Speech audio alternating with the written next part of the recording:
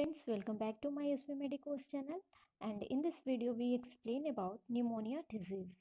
So now start definition of pneumonia. It is an inflammatory condition of the lungs affecting the microscopic air sac alveoli. It is usually caused by infection with bacteria or viruses or certain medication. Means कि pneumonia एक प्रकार का lung disorder होता है जिसमें lungs में जो भी माइक्रोस्कोपिक एयर सैक होता है, मीन्स कि जो एल्वियोलाई होते हैं वो अफेक्ट हो जाते हैं किसी बैक्टीरिया की वजह से, वायरस की वजह से या कोई सर्टेन मेडिकेशन की वजह से। नेक्स्ट एक और डेफिनेशन से क्लियर करेंगे निमोनिया कौन सा डिजीज़ है या फिर निमोनिया क्या होता है।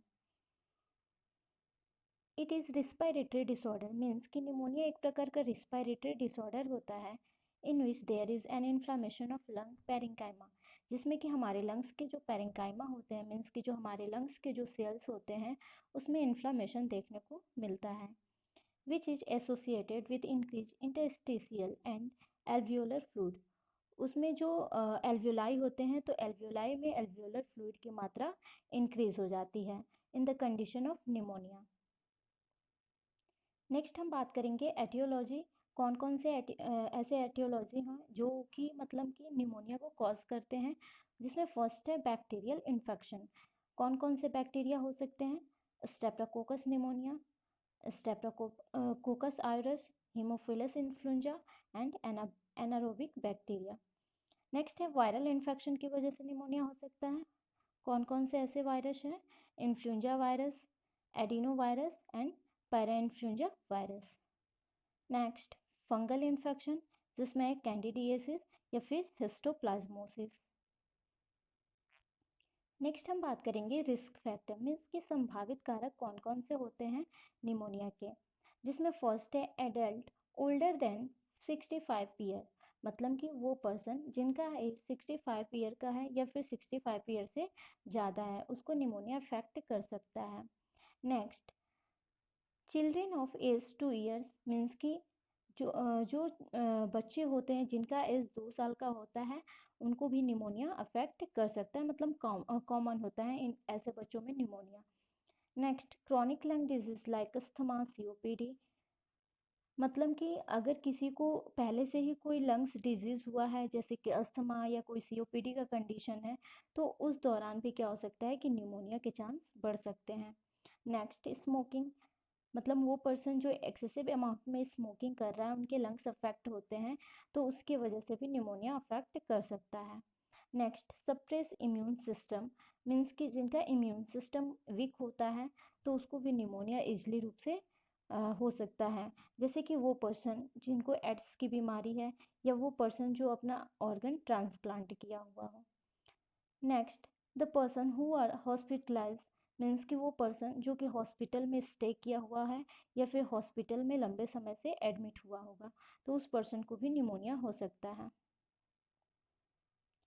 नेक्स्ट हम बात करेंगे क्लासिफिकेशन ऑफ निमोनिया, जो कि निमोनिया को 2 भागों में क्लासिफाइड किया गया है, जिसमें फर्स्ट है कम्युनिटी एक्वायर्ड निमोनिया और सेकेंड होता है hospital acquired pneumonia.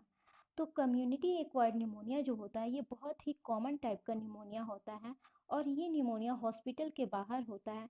That means कि ये कम्युनिटी में होता है ये निमोनिया, किसके वजह से? तो बैक्टीरिया, वायरस या फंगस की वजह से ये निमोनिया अराइज होता है। नेक्स्ट हम बात करेंगे hospital acquired pneumonia. Hospital means कि हॉस्पिटल में एक्वायर्ड मीन्स अर्जित किया हुआ, pneumonia means pneumonia disease, means कि वो निमोनिया जो हॉस्पिटल से हमें प्राप्त हुआ होता है उसको हम कहते हैं हॉस्पिटल निमोनिया।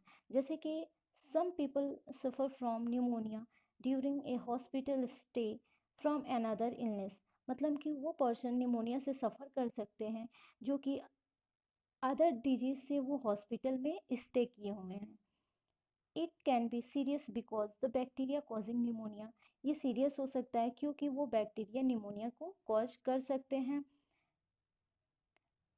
या फिर हम ये कह सकते हैं कि वो पर्सन जो पहले से ही कोई अदर डिजीज से सफ़र कर रहे हैं, ब्रीथिंग प्रॉब्लम या रिस्पायरेटरी डिसऑर्डर से सफ़र कर रहे हैं और उनको हम क्या करते हैं कि वेंटिलेटर पे हम उनको रखते हैं और वो वेंटिलेटर किसी निमोनिया वाले पर्सन पे यूज किया हुआ होता है, तो उस दौरान क्या होता है कि उस पर्सन को भी निमोनिया हो सकता है जो अदर रिस्पायरेटरी डिसऑर्डर से सफ़र कर रहा था, या वो पर्सन जो अदर रिस्पायरेटरी डिसऑर्डर से सफ़र कर रहा था और उनका इम्यून सिस्टम काफ़ी वीक था, तो उस पर्सन को भी निमोनिया हो सकता है।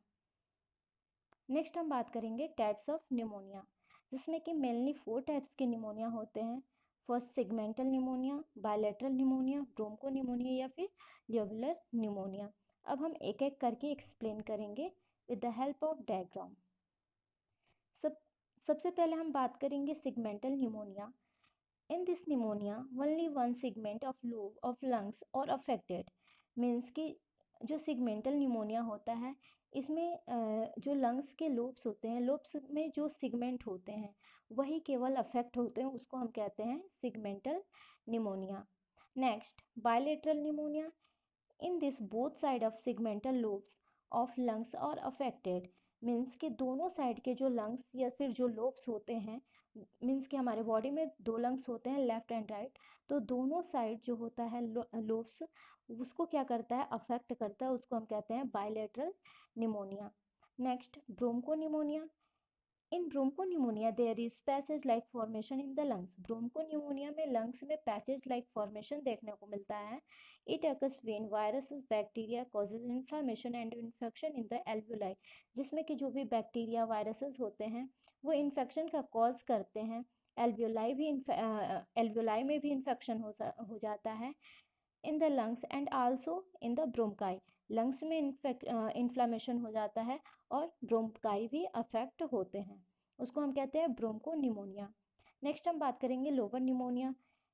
इन this pneumonia is occur in a single lobes of a lungs, means कि जो भी लोब्स होते हैं लंग्स में, कोई एक लोब्स या कोई दूसरा लोब्स भी अफेक्ट हो सकता है लोबर निमोनिया में। अब हम डायग्राम के हेल्प के थ्रू देखेंगे इन चारों टाइप्स को। जैसा कि हम सबको पता है कि हमारे बॉडी में, एक ह्यूमन बॉडी में 2 लंग्स होते हैं। एक होता है एनाटॉमी के पोजीशन में अगर देखें डायग्राम के हेल्प के थ्रू, तो ये है आपके राइट लंग्स और ये होते हैं लेफ्ट लंग्स, जो कि राइट लंग्स में 3 लोब्स होता है, 3 लोब्स होते हैं, और जो लेफ्ट लंग्स होते हैं इसमें 2 लोब्स होते हैं। ठीक है, मतलब राइट लंग्स में जो 3 लोब्स होते हैं उसमें होता है सुपीरियर लोब, मिडिल लोब और इन्फीरियर लोब, और जो लेफ्ट लंग्स होते हैं उसमें 2 लोब्स होते हैं जिसके नाम है सुपीरियर लोब और इन्फीरियर लोब। तो सबसे पहले हम सेगमेंटल निमोनिया को बताया था। सेगमेंटल निमोनिया मीन्स कि जो बैक्टीरिया या वायरस होते हैं वो किसको अफेक्ट करते हैं, किसी एक लोब के सेगमेंट को, मीन्स लोब्स के किसी एक खंड को वो क्या कर देते हैं, अफेक्ट कर देते हैं। यहाँ पे अफेक्ट कर दिया या फिर किसी एक लोब्स के खंड को अफेक्ट करता है, तो उसको हम कहते हैं सेगमेंटल निमोनिया। उसके बाद नेक्स्ट हमने बताया था बायलेटरल निमोनिया, मीन्स कि ये भी लंग्स के लोब्स, कोई एक लोब्स अफेक्ट हो सकता है, और बायलेटरल मीन्स कि ये भी लंग्स का कोई एक लोब्स अफेक्ट हो सकता है, मीन्स कि दोनों लोब्स अफेक्ट हो सकते हैं दोनों साइड के।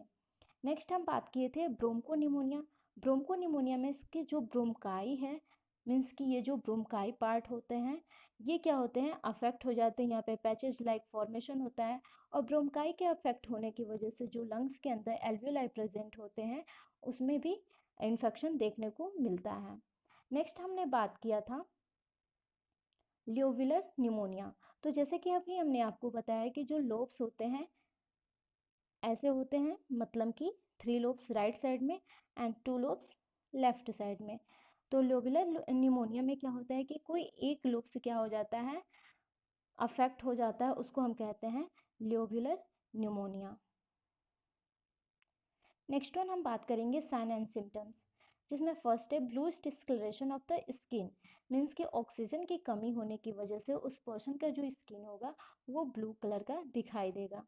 नेक्स्ट फीवर्स होगा, चिल्स होगा, कफ में स्पूटम देखने को मिलेगा, शॉर्टनेस ऑफ ब्रीथ होगा, हिमोप्टाइसिस होगा और चेस्ट पेन होगा।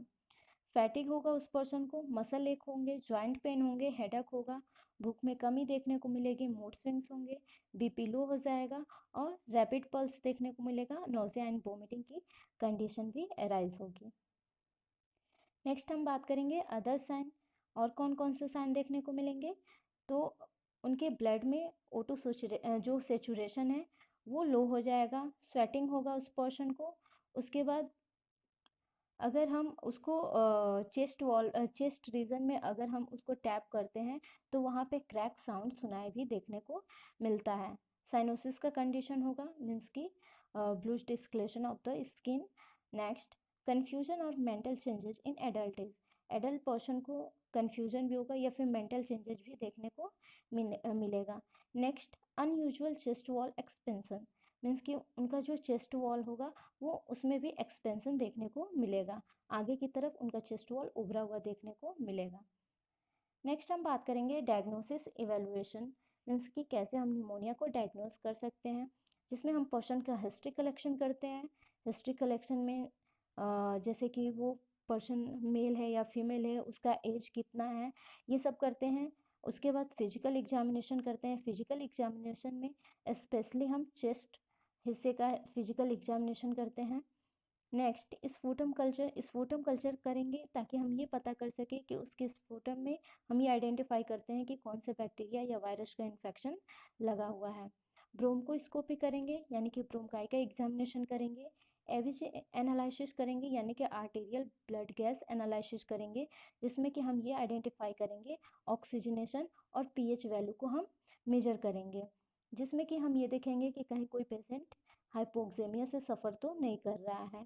चेस्ट एक्सरे करेंगे, ये देखेंगे कि चेस्ट पे किसी पैचेस लाइक का जो फॉर्मेशन हुआ होता है तो उसको भी देखकर हम आइडेंटिफाई कर सकते हैं। सीबीसी करेंगे, मीन्स की कंप्लीट ब्लड काउंट भी करेंगे, ये पता लगाने के लिए किस टाइप का इन्फेक्शन उस पर्सन को लगा हुआ है। नेक्स्ट हम बात करेंगे मेडिकल मैनेजमेंट के बारे में, जिसमें फर्स्ट है pneumonia is treated by underlying sign and symptoms, means कि निमोनिया को हम तब वैसे भी ट्रीट कर सकते हैं जैसे जैसे उसका साइन एंड सिम्टम्स अपीयर हो रहे हैं, उसके अकॉर्डिंग क्या कर सकते हैं, हम उसको मेडिसिन प्रोवाइड कर सकते हैं। नेक्स्ट, सेकेंड पॉइंट है use of antibiotic therapy, means कि उसको क्या हुआ है, इन्फेक्शन लगा है तो एंटीबायोटिक थेरेपी प्रोवाइड करेंगे, जैसे कि सिफेक्सन या फिर अमिकासिन। ये क्या है, ये ड्रग ऑफ चॉइस है निमोनिया के लिए। अदर भी ड्रग जो एंटीबायोटिक हैं वो है इरेथ्रोमाइसिन, पेनिसिलिन या फिर सिफेक्टाजाइम। उसके बाद नेक्स्ट मेडिसिन है एडमिनिस्टर ऑफ ब्रोंकोडायलेटर, मीन्स की जो ब्रोंकाई है उसमें इन्फ्लामेशन हो गया है, इसकी वजह से उस पर्सन का जो ब्रोंकाई है वो नैरो हो गया है और नैरो होने की वजह से उस पर्सन को ब्रीथिंग डिफिकल्टी हो रही है, तो ब्रोंकाई को डायलेट करने के लिए ब्रोंकोडायलेटर भी प्रोवाइड करना ज़रूरी होता है, जिसमें है एट्रोफिन या फिर एमिनोफाइलिन। Next, use of analgesic for chest pain, means कि उस पर्सन को निमोनिया की वजह से चेस्ट पेन हो रहा है तो उसके लिए एनाल्जेसिक मेडिकेशन प्रोवाइड करना होता है, जिसमें कौन कौन से मेडिकेशन प्रोवाइड कर सकते हैं, नेमोस्लाइड या फिर पैरासीटामोल। नेक्स्ट, एक इम्पॉर्टेंट नोट्स है कि हम निमोनिया को कैसे प्रिवेंट कर सकते हैं with the help of vaccination, मतलब कि अभी वैक्सीनेशन हम कब करवाते हैं कि वो डिजीज़ अभी नहीं हुआ होता है, डिजीज़ होने से पहले ही हम वैक्सीनेशन करवा देते हैं कि फ्यूचर में उस पर्सन को उस डिजीज़ से सफ़र ना करना होता है। तो निमोनिया के लिए कौन सा वैक्सीन लगाया जाता है, पीसीवी। पीसीवी का फुल फॉर्म होता है न्यूमोकोकल कंजुगेट वैक्सीन। ये वैक्सीन कब लगता है, जो बेबी होता है वो 6 वीक का होता है तब, 10 वीक पे लगवाते हैं, 14 वीक पे लगवाते हैं, 12 मंथ 14 मंथ पे बूस्टर डोज लगवाते हैं। नेक्स्ट हम बात करेंगे कॉम्प्लिकेशन, मीन्स कि निमोनिया की वजह से अदर कॉम्प्लिकेशन क्या क्या हो सकते हैं, जिसमें फर्स्ट है प्लूरल इफ्यूजन, मीन्स कि जो पर्सन है उसके जो लंग्स हैं उसमें क्या होता है एबनॉर्मल या फिर एक्सेसिव वाटर का ऑक्यूमुलेशन या फ्लूइड का ऑक्यूमुलेशन हो जाता है, उसको हम कहते हैं प्लूरल इफ्यूजन। नेक्स्ट है मेनिंजाइटिस। मेनिंजाइटिस का मतलब होता है कि जो ब्रेन की आउटर कवरिंग होती है ब्रेन और स्पाइनल कॉर्ड की, उसमें क्या होता है इन्फ्लामेशन हो जाता है। नेक्स्ट पॉइंट है पेरिकार्डाइटिस। पेरिकार्डाइटिस मतलब कि हार्ट की लेयर में क्या होता है, इन्फ्लामेशन हो जाता है। उसके बाद ब्लड इन्फेक्शन भी देखने को मिलता है। एटलेक्टेसिस मीन्स कि उनके जो लंग्स होते हैं उसमें कोलैप्स का फॉर्मेशन हो जाता है। लंग्स एब्सिस मीन्स कि लंग्स में पस भी देखने को मिलता है। मतलब ये क्या है, निमोनिया की वजह से ये कंडीशन अराइज हो सकते हैं। नेक्स्ट हम बात करेंगे नर्सिंग मैनेजमेंट के बारे में, जिसमें फर्स्ट है promote rest and comfort of the patient. Means कि अगर किसी को निमोनिया हुआ है तो उस पर्सन को हम कम्प्लीटली बेड रेस्ट प्रोवाइड करेंगे। Next monitor the vital sign of the patient. Patient का को अपने ऑब्जर्वेशन में रखेंगे, उस पेशेंट का वाइटल साइन मेंटेन करके रखेंगे, मॉनिटर करते रहेंगे। Next administer the medicine aseptic technique. Means कि जो भी हम उस पर्सन को, जो भी उस पेशेंट को हम मेडिकेशन प्रोवाइड कर रहे हैं, एसेप्टिक टेक्निक के थ्रू प्रोवाइड करेंगे। मतलब कि उसको हम हाइजीनिक मेंटेन करके रखेंगे और हाइजीनिक के तरीके से ही हम क्या करेंगे, उनको हम मेडिसिन प्रोवाइड करेंगे और जो भी मेडिसिन है वो टाइम टू टाइम प्रोवाइड करेंगे। Next assess the airway breathing and circulation of the patient. Patient का जो एयरवे है उसको हम एसेस करेंगे, उनका जो सर्कुलेशन है वो भी एसेस करेंगे, क्योंकि उनको क्या हो रही है कि उनका जो एयरवे हो रहा है, एक्सेसिव म्यूकस के फॉर्मेशन की वजह से उनका एयरवे ऑब्स्ट्रक्ट हो जा रहा है, जिसकी वजह से उस पर्सन को ब्रीथिंग डिफिकल्टी हो सकती है। तो इसलिए हम क्या करेंगे, उस पेशेंट के एयरवे को एसेस करते रहेंगे। Next maintain personal hygiene, specially जो नोज होता है, माउथ होता है, वहाँ के हाइजीन को हम मेंटेन करके रखेंगे, क्योंकि वहाँ पे भी क्या होता है, म्यूकस का एक्सेसिव सिक्रीशन होने की वजह से जो भी म्यूकस बाहर निकल रहे हैं तो इजीली रूप से हम उसको बाहर निकाल सकते हैं और वहाँ के हाइजीन को मेंटेन कर सकते हैं। Next provide warm to the patient. Patient को ऐसे इन्वायरमेंट में रखेंगे, वार्म इन्वायरमेंट में रखेंगे, ताकि पेशेंट को कोल्ड इन्वायरमेंट से जो और भी ज़्यादा उसको डिजीज से खतरा हो सकता है, इसलिए वार्म इन्वायरमेंट प्रोवाइड करेंगे। Next provide O2 therapy if necessary. Means कि पेशेंट को ब्रीथिंग डिफ़िकल्टी हो रही है और जब ब्रीथिंग डिफ़िकल्टी हो रही है तो अगर उसको O2 थेरेपी की ज़रूरत है तो O2 थेरेपी भी प्रोवाइड कर सकते हैं। Next provide warm liquid to prevent cough. वैसे पेशेंट को हमको क्या करना होता है कि कोल्ड सबस्टांस को अवॉइड करना होता है और जो लिक्विड सबस्टांस है उसको हम एक्सेसिव अमाउंट में देते हैं। स्पेशली जो वार्म लिक्विड होते हैं वो क्या करते हैं कि अंदर जाके जो भी म्यूकस का थिक सिक्रीशन होता है उसको थिन करता है, और थिन जैसे करेगा तो वो ईजिली रूप से नोज माउथ के थ्रू वो बाहर निकल सकता है। Next assess the characteristic of the chest pain. हम ये एसेस करेंगे कि उस पर्सन का चेस्ट पेन कहाँ पे हो रहा है, कौन से रीज़न में हो रहा है, मतलब सीवियर हो रहा है या फिर माइल्ड हो रहा है, इस चीज़ को भी हम एसेस करेंगे, और कब कब उसका चेस्ट पेन अराइज हो रहा है। Next monitor ABG for hypoxemia. मतलब कि हम ये मॉनिटर करेंगे, एबीजी एनालिसिस करेंगे, ताकि हम ये पता कर सकें कि उस पर्सन के ब्लड में ऑक्सीजन की कमी है या फिर नहीं है। Next provide knowledge about disease. Disease के अकॉर्डिंग हम क्या करेंगे, उसको नॉलेज प्रोवाइड करेंगे, ताकि वो पेशेंट जो है वो अपने डिजीज़ को के बारे में अच्छे से जान ले, अच्छे से उस चीज़ को ट्रीट करवाए और उनको प्रॉपर रूप से साइकोलॉजिकल सपोर्ट भी प्रोवाइड करते रहेंगे।